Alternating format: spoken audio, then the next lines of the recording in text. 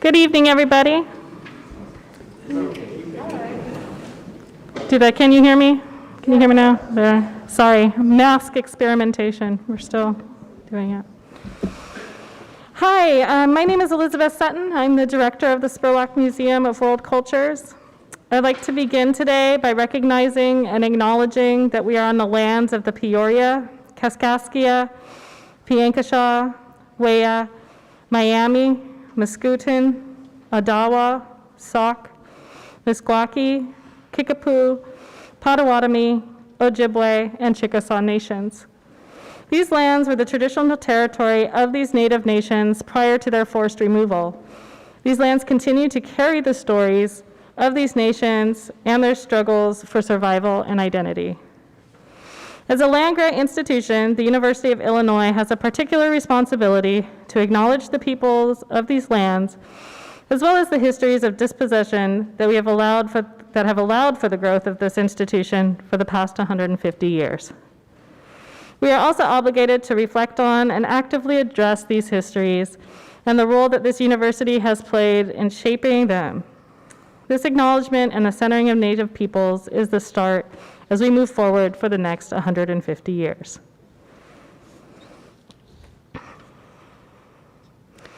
Thank you for joining us tonight for this special exhibit opening event. The Spurlock is so very honored to host this powerful exhibit and collaborate on this project to remember and honor and reflect on the lives of community members lost too soon. These panels are a reminder that life is fragile, unpredictable, and often full of darkness and pain. They remind us that discrimination and stigma continue to be major cultural and public health crises in our community. But these panels are also tangible reminders that in the end, love always endures. Love lives on in every stitch and inch and fiber woven through these panels. Whether it was by friends or family, or friends who are family, these panels were obviously crafted out of pure love and will continue to serve as physical documentation of lives, moments, and love shared. Although the list is long, I would like to take a moment to thank everyone involved in bringing these great acts of love and remembrance to our museum in order for us to share them with our community. I would like to thank the Greater Community AIDS Project of East Central Illinois and Mike Benner, the executive director, Jerry Carden, the Gay Community AIDS Project founding chair, History Harvest and the Department of History, especially Professor Catherine Oberdeck, Illinois Public Media, especially Kurt Bielema, Kimberly Kranick, Andrew Reynolds, DJ Roach, and Liz Westfield, Journalism at Illinois, especially Professor Charles Ledford, Georgia King, the National AIDS Memorial, and Uniting Pride of Champaign County. We'd like to thank the Dr. Alan C. and Marlene S. Campbell Fund for funding to create the exhibit. We'd like to thank the College of Media students. We'd like to thank History Harvest collaborators and students in GCAP and AIDS-related digital exhibits. And we'd like to thank Nathan Alexander, Mike Benner again, current GCAP director, Sarah Blanco, History Harvest hourly assistant for 2021, Jerry Carden again, the first GCAP director, Tim Hutchison, past GCAP director, Spencer D.C. Corrales, digital humanities librarian at the University of Illinois, Eric Kurt, media commons coordinator, Catherine Labar, associate professor in the iSchool and also one of the interviewers, Carrie Alice Lynn in memoriam, who is an activist and person living with AIDS, Curtis McKay, the first LGBT Resource Center director, Grace Ann Roach, History Harvest library and training interviewer, Michael Stephan, History Harvest hourly assistant, and all of my thanks and love to the Spurlock Museum staff for bringing this exhibit to life. Thank you.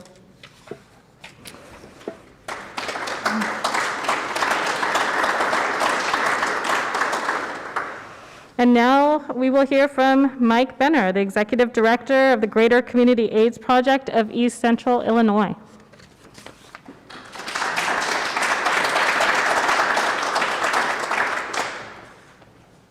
Great. Thank you, everyone, for coming out tonight. We really appreciate this. I mean, it's very powerful. I mean, I unfortunately did not know these gentlemen that we have panelists representing, but it kind of brought back memories of my days when living in Springfield, when I lost many of my friends. So it's sometimes the names don't match up with who you think they are, but it all means the same. It's people that we've lost to AIDS over the years.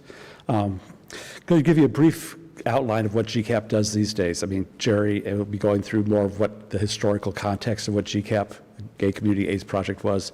But today, we still are in existence. We still continue to thrive. We're serving approximately 150 people with HIV annually between our various programs, which include our Harvest to Home food program, our emergency assistance program, which we provide emergency financial assistance for people that may be behind on their rent, utilities, medical copays, need a bicycle, bus passes, just a little bit of everything. We also have Champagne House. That's one of our cornerstones of what we've had for since 1993, so for almost 30 years now. It's a transitional housing facility for people living with HIV. It started out basically as a hospice for people that were dying and had no place else to go. Today we've kind of morphed into some place that people that are homeless still, but we're able to continue working, get back on their feet, and just kind of carry on with their lives. And the reason they may be there could be a variety of things. A relationship that didn't work out, they got behind on their rent, and their landlords kicked them out, or they just needed a change in their life, and we were able to help them with that. We give them up to 2 years in the house now. We have intensive case management for those individuals, and it really seems to be making a difference in their lives. We also have peer counseling, basically, that involves people talking with others that are living with HIV just to kind of cut through some of the roadblocks they may be having in their lives, how to navigate the medical system, and all the other social services that are out there for people. I'm really not sure what else to say about GCAP today, other than like I said, we keep on thriving. I see us, even though the number of HIV cases has decreased over the years, the number of deaths have decreased, there's still a need for an organization like ours to kind of be there for people that are living with HIV, but also to support their friends and families that are people that are living with HIV. So that's all I have to say. So thank you very much for coming out, and I hope you are very deeply touched like I am by the exhibit. Thank you.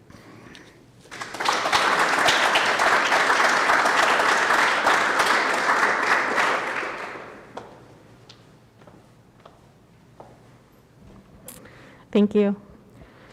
And now we'll hear from Catherine Oberdeck, Associate Professor of History here at the University of Illinois.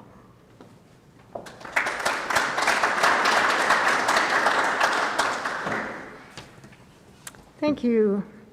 On behalf of History Harvest and its students and collaborators, I want to thank you so much for coming to share this celebration of the Sonia Memory exhibit, which is in part an outgrowth of a cherished historical project that has engaged about 40 History Harvest students over the last 2 years. I know its contents are the works also of the love and commitment of many of you whose friends and family members' lives are commemorated on these panels, and I thank you for sharing them with us and the Spurlock Museum and its staff for exhibiting them. History Harvest is a relatively new public history course at the University of Illinois. It's a kind of people's history.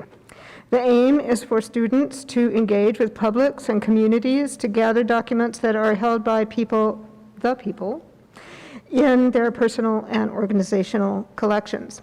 Students learn to digitize the documents, edit the digitized images, collect permissions to display them and gather oral histories related to them, develop metadata for the images, and collaborate with community members to produce digital collections and exhibits on a website.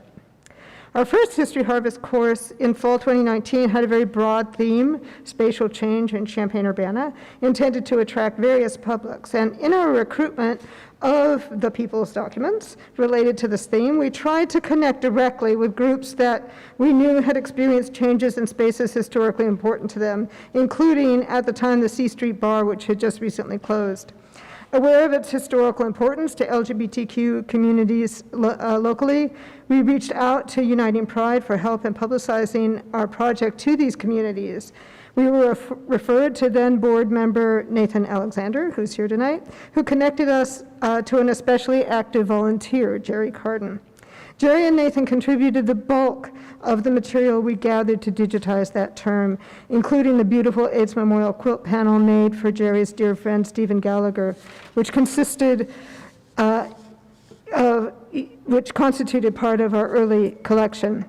As importantly, we learned that the LGBTQ plus community in Champaign-Urbana was very hungry to gather its history and stories, and that with collaborative work on our part could provide a multifaceted project for History Harvest, which became the central focus of our Spring 2021 course. Jerry, Nathan, some students, and I met over the next months to plan outreach and a thematic structure to guide the students. And GCAP was always a central component of this plan, and documenting the AIDS Memorial quilt panels that GCAP had lovingly stored was a key prospective project. We knew from trying to do a good digitization of Stephen Gallagher's panel that we would need help. History Harvest is a rather low-tech, get out into the community kind of digital project, and the panels really needed archival photography equipment suited to their size and their splendor, as you've seen tonight. Beth Watkins had been part of our wider public history collaborative network, had contributed to an early class discussion in History Harvest, and on hearing about the quilt panels suggested that maybe the Spurlock could help with this photography. Over time, that grew into a summer plan because we had so many wonderful donations from the LGBTQ plus community that we had more documents than we could really digitize during the spring. The collaborative work with Spurlock grew into an exhibit plan, which also came to embrace further oral history of the community commemorated here by Kimberly Kranick at WILL and Stretch Ledford and his students in media studies, and I'm really grateful for them carrying this on. A few History Harvest students also supported the work as paid interns during the summer, expanding our GCAP exhibit, and Ron Anna Ratai took on a public history internship this fall and has been working with the Spurlock to help with exhibit planning and labels and brochures. Like much of our History Harvest site, which you can see on the kiosk in the exhibit and also on a laptop over on the side, it's a work in progress, including the GCAP exhibit. It'll continue to grow and gather commentary for you to visit, along with other exhibits in the site aided by LGBTQ plus collaborators on a host of subjects, including drag, Amazon, the LGBTQ Resource Center, marriage equality, and many more. So this wonderful exhibit, the LGBTQ plus history that the students have absorbed from our collaborators, and the immense generosity of the community members who've worked with us were all profound learning experiences for the students and for me. An especially meaningful lesson that I have gathered from our LGBTQ plus collaborators and students is reflected especially beautifully, I think, in the memorial panels at this exhibit. An ethic of care cultivated by people treasuring the lives lost to their community, an ethic that I hope will continue to imbue all of History Harvest's projects. I hope these fine expressions of that care will also inspire you tonight and all who see them in the months to come. Thank you.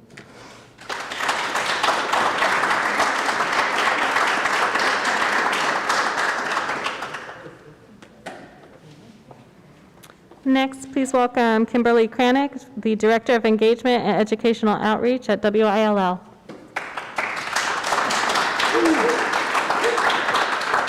Thank you so much. Can you hear me okay? Back there? Okay, great.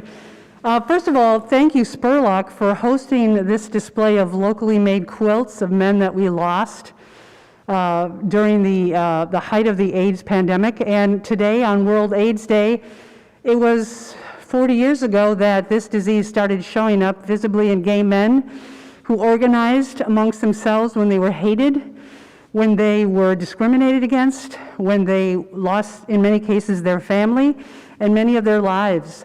So the fact that we're here today is because the gay community rose up and came together, and that's extremely important part of the story. And as WILL, our job is to try to interview people who knew the men whose quilt panels you see, and to try to give some more context to that life. And one of the things we found is that not all of these men are knowable to us right now. And so any of you here, and tell your friends, we are looking for people who might know some of these people so that we can continue to tell their stories. So how we got involved was I started to read Sarah Schulman's new book on the history of ACT UP in New York City in 1987 when it was founded, and how that movement for social justice changed the world, changed our healthcare today. The gay men and lesbians and other people who joined in demanded that more drugs be on trial, that people could get these drugs sooner, that they could have decisions in their own health care, that these prices needed to come down, that there needed to be places for hospitalization, that we needed to demand that folks couldn't get kicked out of their jobs. Eventually, the Ryan White Act provided medicine at no cost for people with AIDS. So it is that activism and that collaboration that is why we have so few cases compared to then. We still have too many. So we're here for that reason, and the collaboration and partnership that brought WILL to this moment is also worth celebrating. I mean, Jerry, as has mentioned, Jerry is the historian. Jerry is the connector for all of these partnerships, and he and I were friends before this, but the friendship has just deepened, and it's been so lovely. And to meet folks in the community who are willing to trust WILL, and our students from the College of Journalism, Stretch Redford is here. He agreed to partner with us, and our CEO, Moss Bresnahan, is here. And of course, Catherine, I can't wait to meet you. I was like, yes, I get to meet Catherine. And so first of all, thank you for trusting us. Thank you for this partnership. A lot of us do a lot of good work, and it's easy to do on your own and to take credit on your own. When we can come together and we can collaborate and we can bring the resources that are unique to our organization or our talents, then of course things expand. And so I'm delighted that this History Harvest website is there.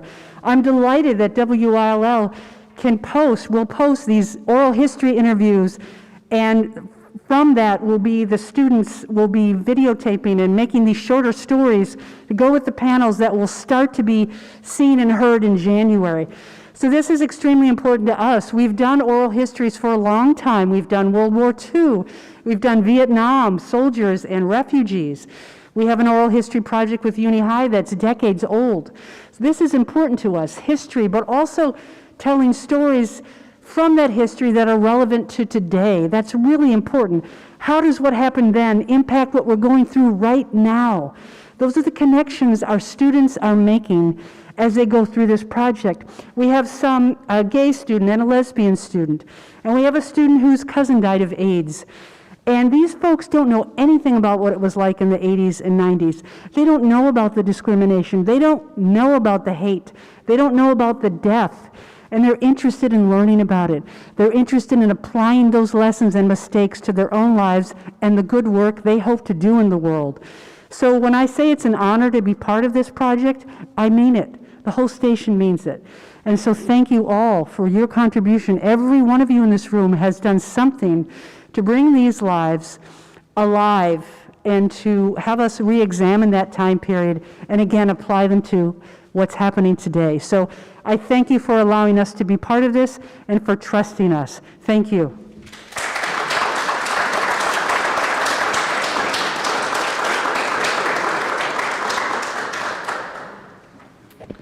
And finally, please welcome Jerry Carden.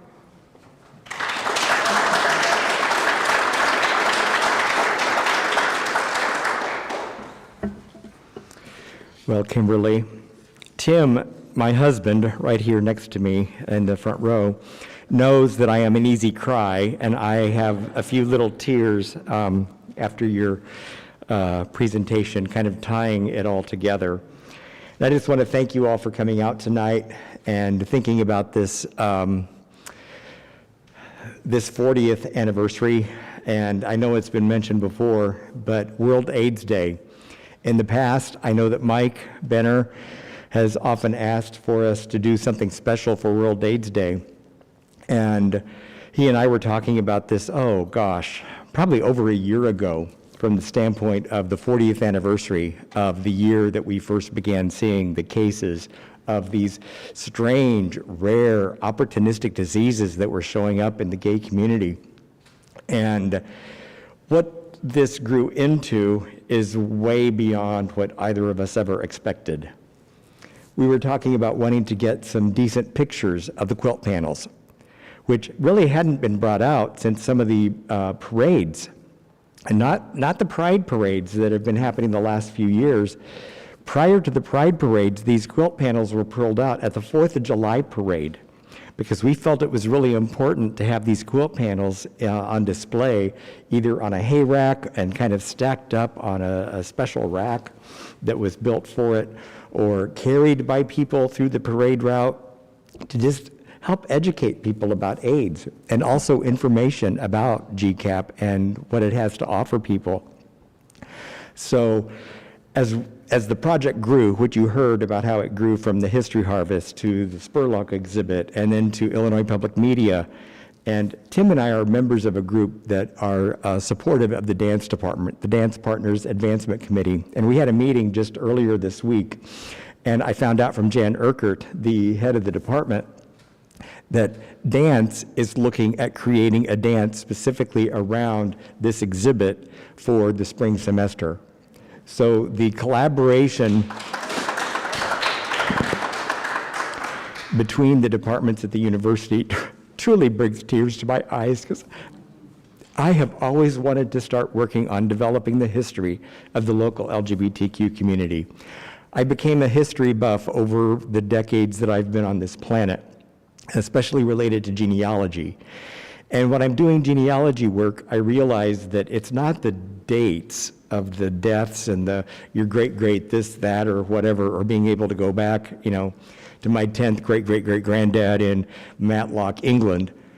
I mean, that's pretty cool, too, to be able to do that.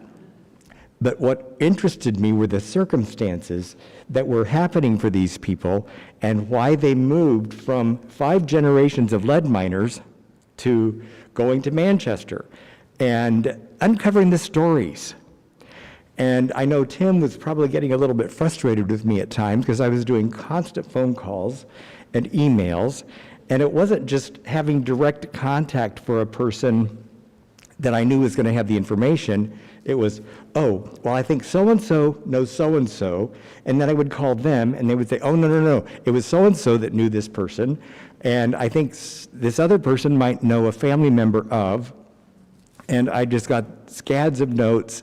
And then I would, a little bit later, think, oh my gosh, I remember hearing something about Paco, or about Ruben, or about somebody else that we didn't have a lot of information on. Who was it? And digging through those notes.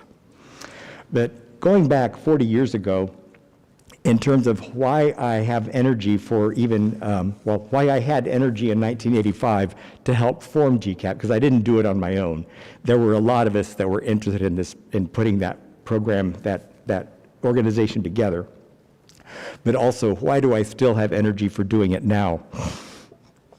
So 40 years ago, 1981, I was still drinking a lot and really needed to quit. And my partner at the time had no interest in quitting, bad relationship. So long story short, I met Tim, and it was a little bit of an overlap there. And my behaviors prior to meeting Tim put me at high risk for being a panel in that room or underground. And so when I learned of a local person that cut my hair, had been diagnosed, that's what really drove me. And 81 is great, because Tim and I got together in January, and I got sober on July 12th of that year. And I would not be here had it not been for that chain of events. So we saw the articles that were coming out, and as a newly formed couple, and you're younger and you've got hormones, you're wanting to connect a lot, but you're also not sure because of all these articles saying, we don't know what's risky and what's not risky. So you're digging for information. We didn't have the internet. You had to rely on the Advocate, the newspaper, when it came out, and you just felt helpless. And there were a whole lot of us that felt helpless. And for myself, having a degree in health education, now I got that degree while actively drinking alcoholically. Kind of crazy, and a whole nother story. But I felt this drive to do something. I had just moved from Burnham Hospital, which was a public hospital, to Mercy Hospital, which was Catholic. And GCAP was forming that same year. And nobody else wanted to be chair of the organization, although there were people that were more capable of doing it than I was. But I was the one that, okay, I'll do it because nobody else wants to. And I think my contribution to the group at the time was being able to quell the snipping back and forth, and we should do it this way, we should do it that way. And McKinley Presbyterian Church and Foundation deserves a lot of credit. Charlie Schweitzer and Steve Shoemaker were advocates for us, and I know Bill Capel is here tonight, and Bill and I talked a lot about this a few weeks ago from the standpoint of, I don't know whether GCAP would have been successfully gotten off the ground had it not been for those two ministers, especially Charlie. So keeping this going, we didn't panic, not right away. We knew that it was happening in the larger cities, but we thought, oh, the stuff that happens on the coasts in the larger cities typically gets to the Midwest, and it did, and it was Jimmy Walters. Now, there's not a panel on the walls out there for Jimmy, but I made a panel for Jimmy that has gone missing. And because we loaned these panels out, because we didn't want them to just sit on hangers, they didn't always get back to us. And I do want to point out, in case you didn't notice it tonight, that there is the wonderful brochure that Spurlock put together about the guys that are on the walls over here. And I just couldn't stand the fact that some of our local people that had panels made weren't going to be somehow remembered. And I know that some of you that are here tonight probably remember more people in this little brochure, especially Jimmy Walters, Howard Wexler, Ben Kepner, John Midden. And so I wanted to put something together for them, and it's available on this side table there by the entrance. So do check that out. Now, before I go way too long, which I probably already have, I'm really appreciative of the organic growth that we had that Catherine and some others were talking about from the standpoint of Nathan Alexander. Nathan, wave. This, people talk about me. I don't think this would have happened if it hadn't been for Nathan telling me about the History Harvest class that Kathy Oberdeck is teaching. And I thought, oh my God, that's a godsend. That's something I've wanted to do. And there's some students that are interested, and I like to talk. So it was a match made in heaven. It got us started. It grew to Spurlock and the exhibit and Travis Stansel, because what Mike and I had talked about was wanting to get decent photographs. And we were comparing notes about how can we do this? Where can we take them? Who can do it for us? And Spurlock came through and said, hey, Travis can do it. And from what I understand, Travis used to be at WILL, Illinois Public Media, so he has experience with both places. So we brought them in here on July 12th this past year. It was fitting for me because it was my actual day of sobriety anniversary. And as we started to pull those panels out, and I saw Steve Gallagher and Merrill Eskew, the two that I know the best of the guys that are on the walls over there, I lost it. I had to go to the side for a while because of those memories. And those two were so easy to write up that biographical sketch because there were other people that knew them well. We got in touch with family members, friends. But some of the people over there, we don't know their stories. And that's what we've been digging for. And interestingly enough, the panel for Reuben, please be sure to check out the panel for Reuben. I found that by happenstance. I'll spare you the story, but just over the weekend. And I sent out an email to several of the people, the collaborators, and I said, I just found a sketch for Reuben, and it's heartbreaking. It's just heartbreaking. But I'm so glad we have it, because it helps inform what's happening today. Another thing that I wanted to comment about when I look at the panels that are either on the walls or in this small brochure is that we have such a wide variety of professions and interests that were represented. Landscaping, landscape architect, contractor, restaurant work, bartenders, cosmetologists, hairstylists, information technology, systems programmers, ordnance production. We had a missile technician, John Morgan. Veterans, 3 out of the that are just on the walls in the exhibit here. It's around 18 to 20, right, Beth? 3 of them were veterans. Before, don't ask, don't tell.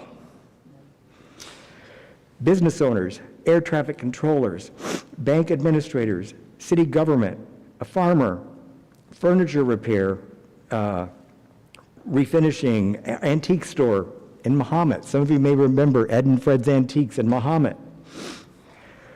Physician, a lot of U of I grads, and law enforcement, if you haven't seen Scott Hubbard's panel. Now Scott Hubbard was known by several people locally, but many of them we weren't able to get in contact with. So we're actually looking for a little bit more on the one that was a county sheriff and social work. And of course, some that we know relatively little about, including Grant Granger and Bob Smith. Many of the guys that are in the panels on the walls over here were also volunteers with GCAP, either doing education or working with the buddies. John Morgan, David French, Devin Carrington, Merrill Eskew, Mike Kindred, and Steve Gallagher were all major volunteers. In fact, Steve Gallagher was the first paid assistant for GCAP when we were able to get enough grants in order to support someone. And at this point, I do want to point out some of the people that came. I'm not sure if everybody that had relationships to people in the panels is here. I was trying to capture people as they came in. But Mary Ann Midden here in the front row, her brother John Midden died of AIDS, and he's not on the wall in the main exhibit, but his life is highlighted in the smaller brochure. And one of our guys, Greg Downey, before I go to Greg, Julie Porchadou, are you here? One of the other guys that's on the panel. Julie Porchadou is the sister of Carl Porchadou. She lives here in Urbana, and she supplied me with the information for that one. And do I see Georgia back there? Okay, it's hard to tell with masks and contacts that don't always fix everything correctly, but I do want Georgia to say a few words about being the mother of a person that's in one of our panels. And Georgia, I see your head shaking. Does that no, or are you okay with that? I don't want to put you on the spot. Entirely up to you. But Georgia is another reason that GCAP held together through all these years.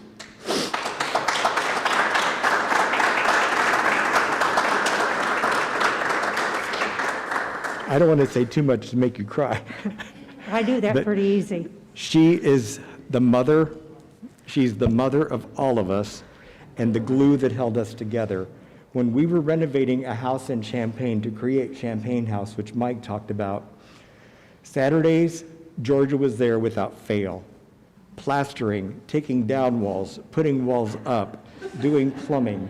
She is a decorator, but she's not just a decorator that hangs wallpaper and paints. She does it all, the construction work as well. And I know you have a birthday coming up, and I'm not going to give it away. But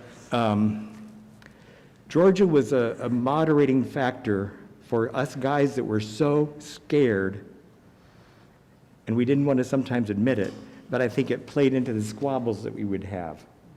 And I also want to mention, before I let Georgia say a few words, there are some other people here tonight that served as directors or chairs of the board of GCAP. I know that Tim Hutchison was mentioned, but Michael Lambert, Tim's husband, was also very, very active with GCAP. She was. Especially at the time of the name change, which was very controversial. But we won't get into all of that. But Georgia? Well, what would you like me to say? Well, I just remember I was working the speakers, well, the phone line, a night that you called, and you were distraught about your son having AIDS, Yes, and that you wanted to get involved and volunteer. yes. Little did we know. And if you just want to say a few words about Greg and, Okay. Well, Greg and I were extremely close. He was like a little Georgia. He walked like me, talked like me, act like me. And consequently, because of that, we had fights too, because we didn't always agree on everything. But I was very proud of Greg. And one thing why I have kept going like I have is my son asked me to do this. His dying wish was for me to be involved and to work and try to help people living with this and letting them know that there was hope. I'm very proud of my work with GCAP. My greatest accomplishment, as far as I am concerned, is Champagne House. We did that on a shoestring. We did that with the gay community's help, other people that had lost family members, but we still accomplished it without any funding. Since then, we have got funding, but at that time, we did not. It was the hard work of individuals that came there every Saturday to make Champagne House a reality. We were the first house in downstate Illinois helping people live with HIV and AIDS. And I feel like that is quite an accomplishment to be able to say that.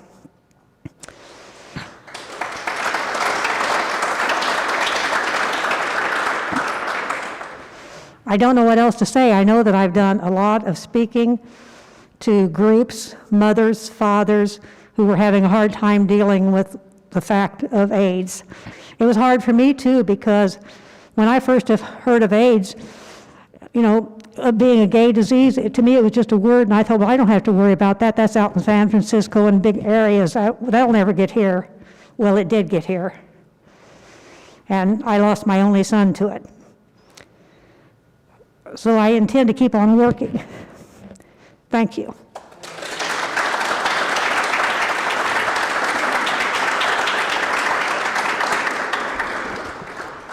and that reminds me, Champagne House was a collaboration between GCAP and another group that formed called the Prairie AIDS Foundation.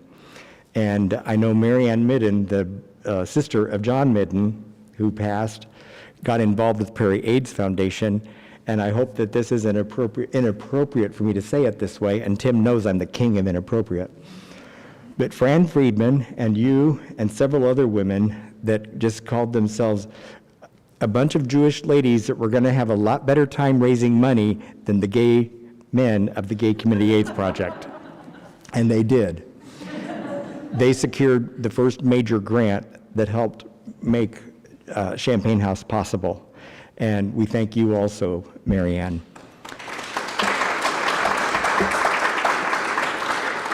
Now, I want to close this out by saying we still have issues, some different issues. I mean, AIDS is still with us. Mike knows that.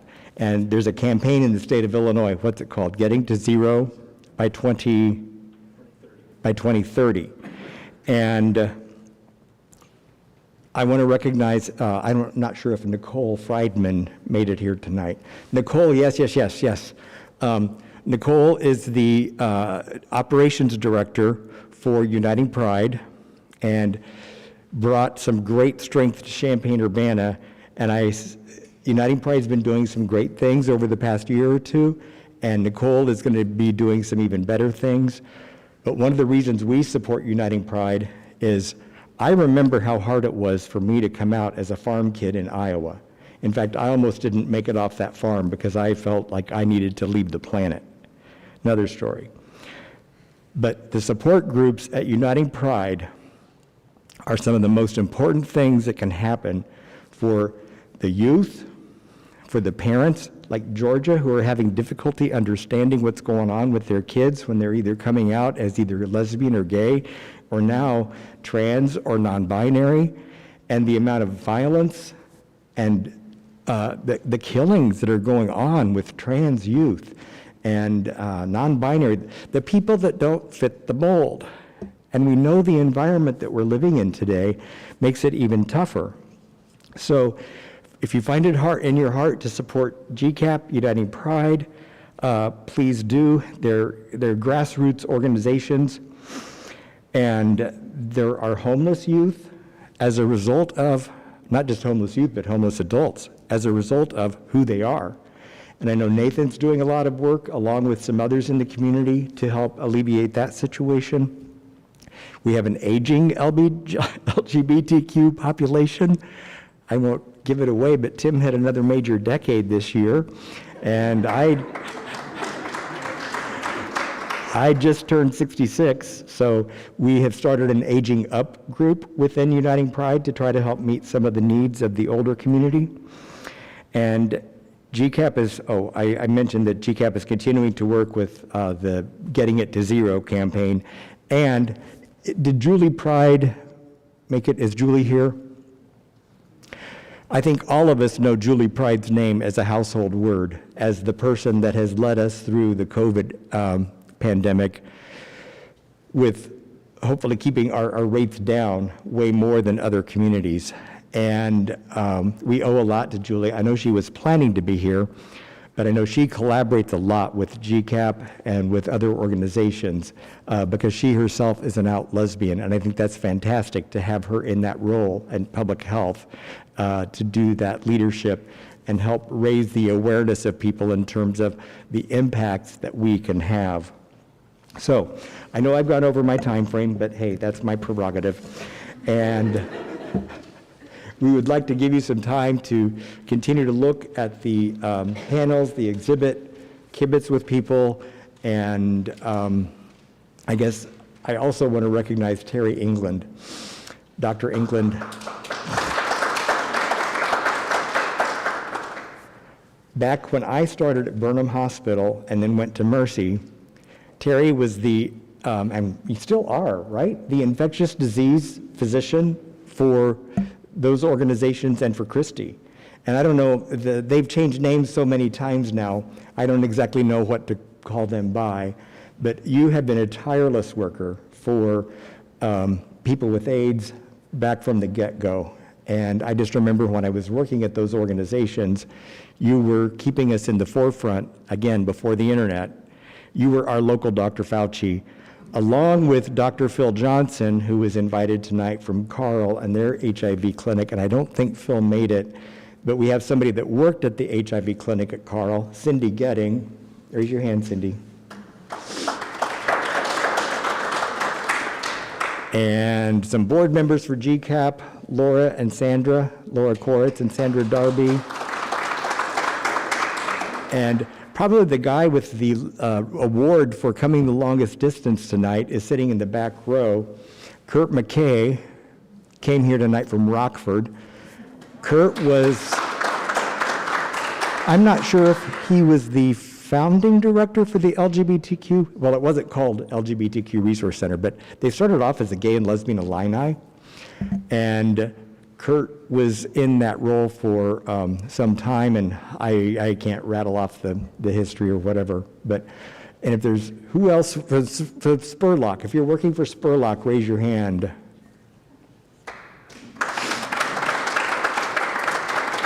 And the staff, oh, I already did the staff at Spurlock. Anybody from WLL, Illinois Public Media? I know Moss is here, and Kimberly. And volunteers over the years at GCAP, I see some people that helped make quilt panels and that also did a lot of work with the buddies and with our education team.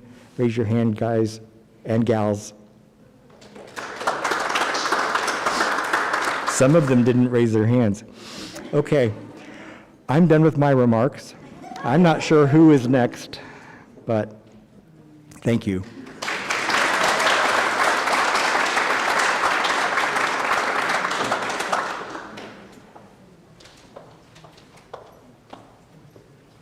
We saved the best for last, so that is it. Please feel free to go and look at the panels, ask questions. We, again, appreciate you attending tonight. Thank you so much.